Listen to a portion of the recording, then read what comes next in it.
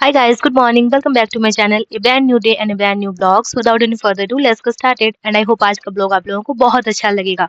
तो अभी हम हैं महादेव की नगरी काशी में और हम लोग सुबह का टाइम है। अभी हम लोग जा रहे हैं पूजा करने के लिए, काशी विश्वनाथ के दर्शन करने के लिए। तो निकल गए थे हम लोग बीएचयू के कैंपस से होकर के गुजर रहे थे। बीएचयू कैंपस के बगल में ही हमारा होटल था। वहीं पे हम लोग कल रात में रुके थे। तो आप लोग हाँ, इसका जो पिछला ब्लॉग है वो मैंने अपलोड कर दिया है। और अगर आप लोग नहीं देखे हैं तो जा करके ज़रूर से देख लीजिएगा। लिंक मैं नीचे डिस्क्रिप्शन पे डाल दूँगी। तो अभी हम लोग पब्लिक ट्रांसपोर्ट से जा रहे थे क्योंकि होटल के जो ओनर थे उन्होंने कहा कि आप लोग गाड़ी लेकर के मत जाओ, नहीं तो फिर वहाँ पे रखने का पार्किंग का प्रॉब्लम हो जाएगा। तो इसलिए आप लोग ऑटो से चले जाओ, सबसे बेस्ट रहेगा। आराम से घूम फिर के फिर आप लोग आराम से दर्शन कर लेना और फिर आ जाना। और हम लोग जिस टाइम को गदोलिया चौक पे छोड़ दिया था और गदोलिया चौक से हम लोग दशाश्वमेध घाट तक पैदल ही चल के जाना था। वहाँ से ऑलमोस्ट 500 मीटर का डिस्टेंस था, मतलब आधा किलोमीटर था। तो आधा किलोमीटर हम लोग को पैदल ही चल के जाना था। वहाँ पे कुछ भी ट्रांसपोर्ट, रिक्शा चल रही थी बट ऑटो नहीं जा रही थी। तो ऑटो हम लोग को गदोलिया चौक पे छोड़ दिया। आप लोग जो भी इनसे पहले बनारस गए होंगे उनको पता होगा, गदोलिया चौक जो है वो बनारस का सबसे पुराना चौक है। हम लोग स्ट्रीट साइड जो शॉप्स लगे हुए थे उन्हें देख देख करके बस हम लोग जा रहे थे। फिर हम और भाभी प्लान बना रहे थे कि आएंगे हम लोग यहाँ पे शॉपिंग करने के लिए। गदोलिया चौक से दशाश्वमेध घाट हम लोग गए। इसके बाद फिर हम लोग वहाँ से गंगा गंगा का जल जो है वो छिड़के अपने ऊपर। इसके बाद दशाश्वमेध घाट से रिटर्न आते हुए एक गली है जो पहली गली है, उसी गली से हम लोग मतलब काशी विश्वनाथ के मंदिर के लिए गए थे। हम लोग मेन कॉरिडोर से नहीं गए थे, मेन कॉरिडोर आप लोग को बाद में दिखाएंगे। तो हम लोग गए हुए थे सितंबर में, 28 सितंबर को प्रीशु का बर्थडे के दिन। तो आज प्रीशु का बर्थडे था, तो उसी के लिए हम लोग दर्शन करने गए हुए थे। तो हम लोग अभी जा रहे हैं दशाश्वमेध घाट की तरफ। और ना मतलब वहाँ पे था ना कि सिर्फ दशाश्वमेध घाट ही खुला हुआ था, बाकी सारे जो घाट थे वो सारे घाट क्लोज कर दिए गए थे क्योंकि वहाँ पे नहाना अलाउड नहीं था। मतलब आप उतर नहीं सकते हो, घाट क्लोज थे, फोर्स वगैरह रखा हुआ था। तो यहाँ हम लोग तीनों जा रहे हैं, आराम से बात करते करते जा रहे थे। प्रीशु को देखिए, मेरी बर्थडे गर्ल आराम से जा रही है अपने पापा की गोदी में नाच करके।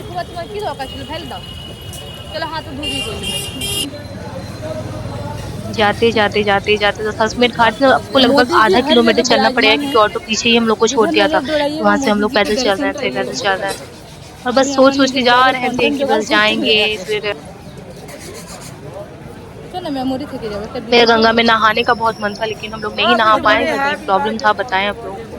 तो नहीं नहा पाए, बिना नहाए ही हम लोग पूजा की। दशाश्वमेध घाट की तरफ हम लोग बढ़ रहे थे। तो जब से हम बनारस गए थे ना, मेरे दिमाग में एक चीज जा रहा था, मतलब बनारस जाने के पहले से ही ये चीज था मेरे दिमाग में कि इस शहर को 3 अलग-अलग नामों से क्यों जाना जाता है।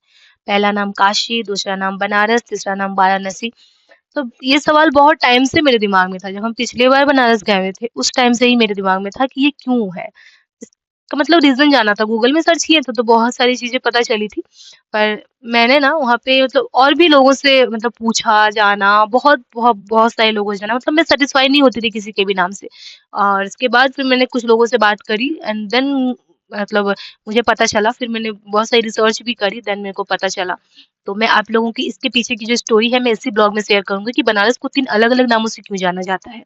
तो अभी हम लोग पहुँच गए थे दशाश्वमेध घाट पे और यहाँ पे बहुत सारे लोग नहा रहे थे, बहुत सारे श्रद्धालु जो है वो नहा रहे थे। मतलब हम लोग नहीं नहाए, बस यही एक घाट खुला हुआ था और ये रही हमारी बनारस की गलियाँ।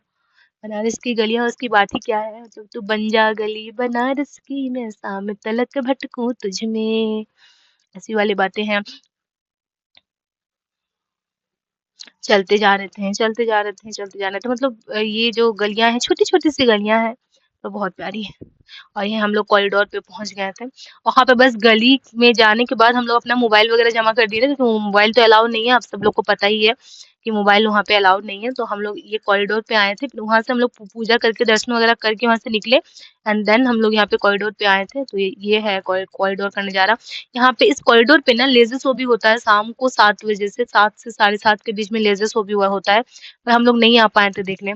जब मैं इससे पिछले बार आई थी तो मैं यहाँ पे लेजर शो देखी थी, पर इस बार नहीं आ पाई थी। बिकॉज आप लोग को दिख जाएगा ब्लॉग में कि हम लोग शाम में कहाँ गए थे। शाम का मतलब जो है वो तो बहुत ही इंटरेस्टिंग था। ये जो शाम था बहुत इंटरेस्टिंग था, बहुत ही अच्छा था। मतलब पूरे बनारस ट्रिप का अगर कुछ फेवरेट पार्ट मेरा रहा है तो आज का शाम था। तो वही, चलिए आप लोग देखिए, देखते रहिए। यहाँ पे बहुत सारे मंदिर बने हुए थे, बहुत सारे छोटे छोटे मंदिर बने हुए थे। तो वहाँ पे आप देख सकते हैं और अंदर जाने के बाद एक फूड कोर्ट भी था वहाँ पे, जहाँ पे खाना भी अच्छा-अच्छा खाना खाना था, मतलब रेट थोड़ा मेरे को हाई लगा। ऑब्वियसली अब जब कॉरिडोर में है तो थोड़ा-सा तो रेट हाई होगा ही। रेट थोड़ा-सा हाई था, वरना वैसे खाना अच्छा था। बिल्कुल सात्विक भोजन आप लोग को मिल रहा था वहाँ पे, और खाना बहुत ही अच्छा था। तो यहाँ हम लोग रुके, थोड़ा देर बैठे थे, हम लोग बहुत टाइम यहाँ बैठे हुए थे। इसी के जस्ट बगल में ये, इसके सीधा जो है वो ललिता घाट है, उसके जस्ट बगल में मणिकर्णिका घाट है। तो अगर आप लोग इस कॉरिडोर पे जाओगे तो आप लोग को दोनों घाट के दर्शन हो जाएँगे। आप लोग ललिता घाट में भी जा सकते हो, आप लोग वहाँ से मणिकर्णिका घाट भी देख सकते हो। मणिकर्णिका घाट जाने का तो मतलब रात में इन लोग को बहुत मन था, प्लानिंग भी कर रहे थे, पर मेरी वजह से नहीं जा पाए, बिकॉज़ ऑफ मी। यहाँ पे मैं करा रही थी प्रिशु को ब्रेकफास्ट, क्योंकि सुबह से कुछ भी नहीं खाई थी बच्ची मेरी, भूखे प्यासे पूजा करने गई थी। और मैं आप लोग को दिखा रही थी ललिता घाट, जो बिल्कुल क्लोज था, बैरिकेड से बंद किया हुआ था, वहां से अंदर जा ही नहीं सकते थे। और यहाँ से काशी विश्वनाथ के आप लोग दर्शन कर लीजिए और बोलिए हर हर महादेव। यहाँ से काशी विश्वनाथ के दर्शन हो रहे हैं। अभी मैं ब्लॉग एडिट कर रही हूँ ना, तो मेरे को मन कर रहा है कि मैं फिर से जाऊँ पूजा करने, पता नहीं अब महादेव जब बुलाएंगे तब पहुंच जाएंगे। ये गेट नंबर 1 है। तो अगर आप लोग भीड़ से बचना चाहते हैं, अगर आप लोग को लगता है कि नहीं ज़्यादा लंबा लाइन नहीं लगना है भीड़ में, भीड़ से बचना चाहते हैं, तो सुबह-सुबह दर्शन के लिए जाइए, एकदम ही सुबह-सुबह 5, साढ़े 5, 6 बजे दर्शन के लिए जाइए। वैसे वहाँ पे सुगम दर्शन की मतलब फैसिलिटी भी अवेलेबल है, वो उसका भी मतलब आप लोग जा सकते हैं, 300 रुपया टिकट है, और वहाँ पे सुगम दर्शन काउंटर बना हुआ है, वहाँ से टिकट लेकर के सुगम दर्शन पे जा सकते हैं। तो मेरा प्रेफरेंस था कि सुगम दर्शन पे क्यों जाएँ, जब शरीर स्वस्थ है, कोई समस्या है ही नहीं, तो बिना मतलब का सुगम दर्शन पे जाने का कोई मतलब ही नहीं बनता है, खड़े रह सकते हैं। वैसे हम लोग को ज़्यादा लाइन नहीं मिला था, बस 5-10 मिनट खड़े थे। वैसे लेट हो जाता है ना, 8, साढ़े 8, 9 बजे के बाद से बहुत लंबा लाइन लग जाता है, तो फिर वहाँ से प्रॉब्लम होता है जाने के लिए। और ये गदोलिया चौक के आसपास था, गदोलिया चौक का नज़ारा। फिर हम लोग वहाँ से आए, लंच वगैरह किए और फिर सो गए। उसके बाद से हम ब्लॉग शूट कर रहे थे डायरेक्ट शाम में, और हम लोग पहुंच चुके थे संत रविदास घाट। जो ये घाट जो है ये नया नया बना हुआ है सामने, और इसी घाट से क्रूज खुलती है, तो हम लोग क्रूज के लिए गए थे। हम लोग डिसाइड करना था, तो हम लोग क्रूज के लिए ही गए थे। और क्रूज में जाने के बाद मतलब इतना अच्छा पूरा मस्ती कर रही है, मतलब मेरी पूरी बनारस हम लोग वहाँ से रिटर्न होने लगे। इस जर्नी का सबसे फेवरेट पार्ट था मेरा, और पीछे सो गई थी, तो सब कुछ करके रिटर्न होने में पार्क भी बहुत सुंदर था, मतलब वहाँ से रिटर्न हो रहे थे, मतलब सुंदर था कि आप मॉर्निंग वॉक वगैरह करने के लिए, योगा एक्सरसाइज करने के लिए एकदम परफेक्ट सा पार्क था। बहुत ही शांत माहौल था, मतलब बनारस की भीड़ भाड़ वाली गलियों से अगर कुछ हट के आपको एक्सपीरियंस करना है, थोड़ा शांति वाला एक्सपीरियंस करना है, तो फिर यहाँ पे आइए, संत रविदास घाट पे जरूर आइएगा। जब भी आइएगा थोड़ा देर बैठिएगा, बहुत ही अच्छा लगेगा, मतलब बहुत अच्छा लगेगा, ट्रस्ट मी बहुत अच्छा लगेगा। कभी अगर आइएगा तो ये घाट ज़रूर आइएगा, और यहाँ आके थोड़ा टाइम बैठिएगा ज़रूर। हम लोग तो नहीं बैठ पाए थे, क्योंकि हम लोग दौड़-दौड़ के आए थे, क्रूज़ का टाइम हो चुका था। हम लोग को पता भी नहीं था, हम लोग टिकट्स भी ऑनलाइन बुक नहीं करे थे, बस आ गए थे ऐसे ही उठ के। फिर हम लोग को लगा कि जाकर के वहाँ पे टिकट मिलेगा, तो ऑनलाइन बुकिंग होता है। अगर आप लोग यहाँ आ रहे हो क्रूज़ में, तो आप लोग एक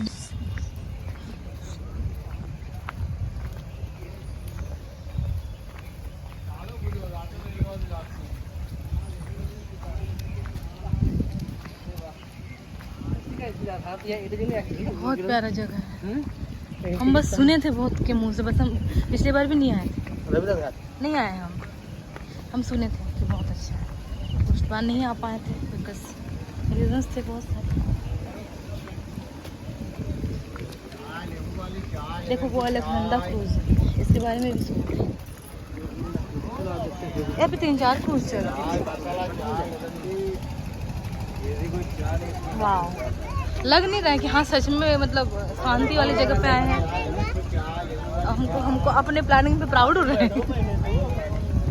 और तुम लोग के चक्कर में हम BHU का मंदिर घूमते हुए बैठ के जाएंगे, मंदिर जाएंगे, जरूर जाएंगे। पूरा लेट सही पहुंच जाएंगे।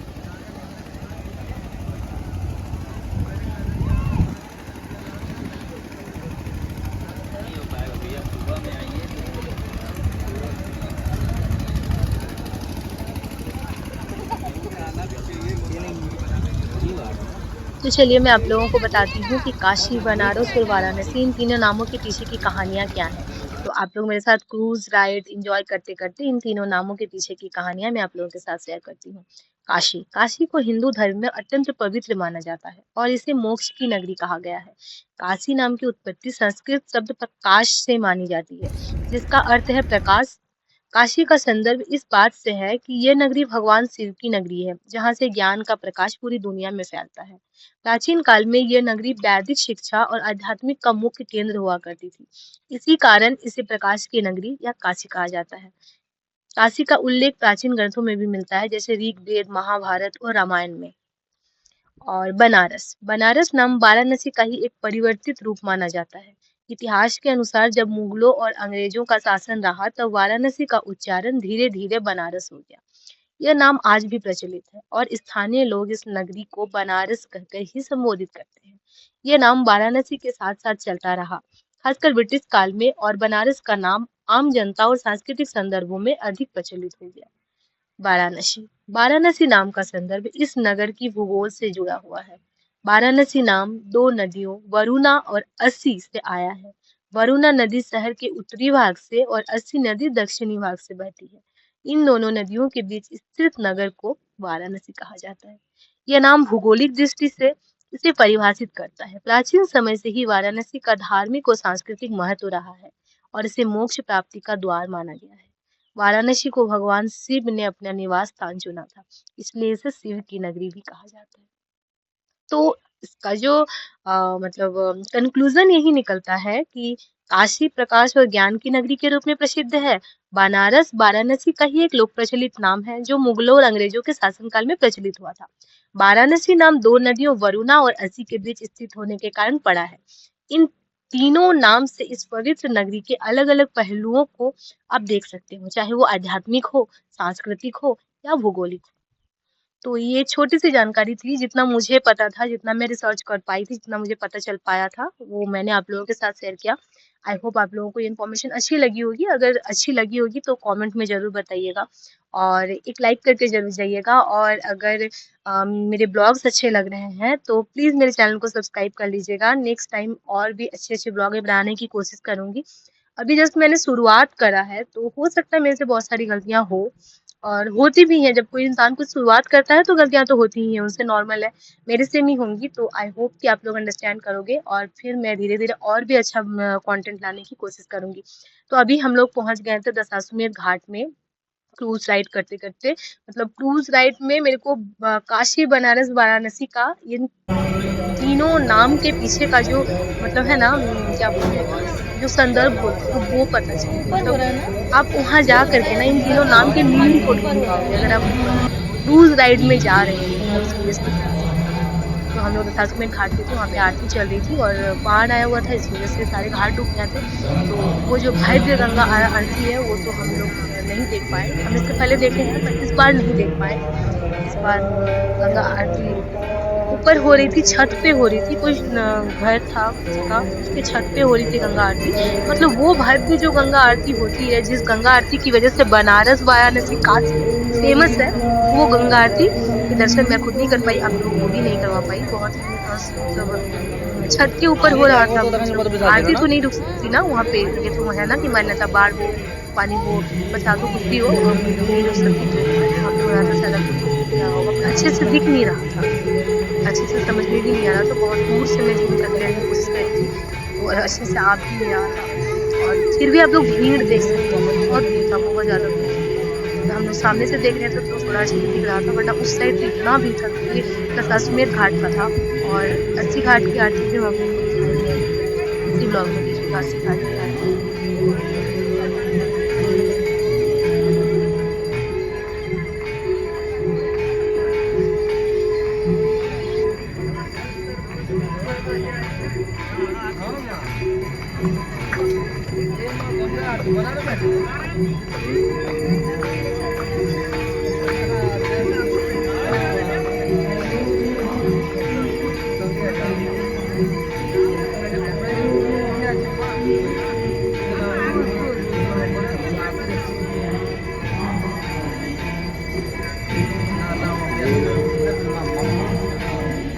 हेलो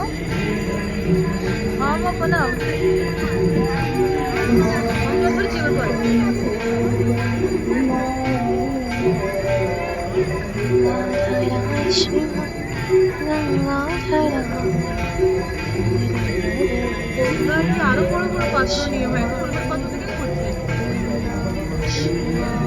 এটাই বলি।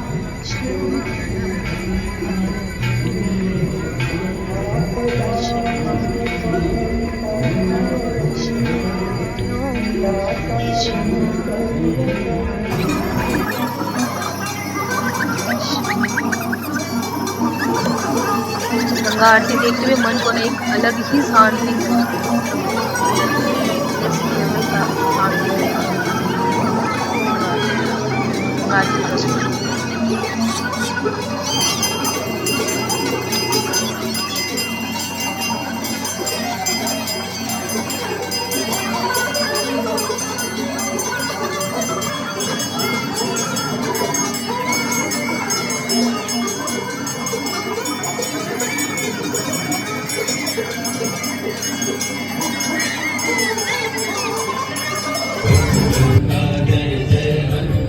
गंगा आरती खत्म होने के बाद क्रूज पे हनुमान चालीसा चल रहा था, तो मैं और पीछू यहाँ पे हनुमान चालीसा का भजन कर रही थी। पीछू को भी करवा रही थी। और ये क्रूज के ऊपर वाला जो डेक है, ऊपर वाला डेक का नजारा है, बहुत बहुत ही खूबसूरत सा नजारा था। ये रहे भैया भाभी गंगा जी, कितने सुंदर लग रहे हैं यहाँ से, मतलब पूरा शहर कितना सुंदर लग रहा है। और फिर हम लोग को वहाँ पे एक भैया मिल गए थे, वहाँ पे स्टाफ थे क्रूज के, तो स्टाफ थे, भैया मिल गए थे। हम लोग प्रीशु का वाटर बोतल रखना भूल गए थे बैग में, वो गाड़ी में ही रह गया था। और उसको प्रीशु को प्यास नहीं लगा था, पर हम बस ऐसे ही बोले थे कि भैया को पता चला ना कि प्रीशु का बर्थडे है, तो फिर किसी को गोदी करे, किसी जनरली किसी गोदी नहीं जाती है, पर उन तो गोदी गई और फिर उनको फ्रूटी दी है। फिर ऐसे ही मस्ती कर रहे थे हम लोग सब। फिर हमने बहुत सारी फोटोज भी क्लिक की। आप लोग देखो व्यू, देखो बस व्यू में क्या ही बोलूं अब, बस भी देखो यहाँ पापा और बेटी, पापा लगे हुए हैं अपने ऑन ड्यूटी। कहीं बाहर जाती हूँ तो पापा अपने ऑन ड्यूटी रहते हैं। बेबी की पूरी जिम्मेवारी पापा पे रहती है, खिलाना पिलाना सुलाना। वैसे भी वो सब कुछ करते ही हैं, बहुत बहुत हेल्प करते हैं मेरे। बहुत कम हस्बैंड होते हैं जो लोग करते हैं, पर आजकल तो करते ही है सब। पहले जमाने में लोग नहीं करते थे, पर ये करते हैं। और आप लोग देखिए यहाँ से पूरा बनारस देखिए, मतलब कितना सुंदर लग रहा है। तो मेरा तो मन ही नहीं कर रहा था उतरने का। 45 मिनट का था पूरा राइड जो था हम लोग का, 45 मिनट का था, लेकिन हमको लग रहा था कि नहीं हम तो उतरेंगे ही नहीं, हम बस यहीं रह जाएं, बस जाएं, बैठ जाएं। फिर ऐसे करते करते फोटोज वगैरह बहुत सारा क्लिक किए। थोड़ा सा खाली हुआ है अंदर, हम लोग फोटोज वगैरह बहुत सारा क्लिक किए। आप लोग बस व्यू देखिए, मैं कुछ बोलूँगी नहीं। ये जो ट्रिप है ना, ये बहुत यादगार रहा, क्योंकि ये मेरी बेटी के बर्थडे पे है। मेरी बेटी का फर्स्ट बर्थडे था और हम लोग दोनों डिसाइड किए थे कि सेलिब्रेशन नहीं करेंगे ऐसा। वो केक कट करना ठीक है, केक कट करेंगे अपने हिसाब से, घर में करेंगे, बट वो वाला सेलिब्रेशन नहीं करेंगे। मन नहीं था, और हमारे घर में होता भी नहीं है। 5 साल से पहले ऐसा बोला जाता है, तो नहीं करना था। मेरा था कि कहीं जाएंगे, पूजा करवाएंगे आराम से। देखिए कितना प्यार से जूस पी रही है मेरी बच्ची। नहीं पी पा रही है, कोशिश कर रही है, कोशिश करी कि क्या है आ जाए। फर्स्ट टाइम पी रही थी, कभी ये ऐसे जूस नहीं पीती है, फर्स्ट टाइम था इसका। और ये पी नहीं रही है बिल्कुल भी, बस वो जो स्ट्रॉ था उसको च्यू कर रही है, पी बिल्कुल नहीं रही है। बच्चे को जूस नहीं पिलाना चाहिए, ये पैकेज वाला जो रहता है। तो पापा कोशिश कर रहे हैं कि मेरी बेटी थोड़ा सा पी ले, थोड़ा थोड़ा उसको टेस्ट मिल रहा होगा।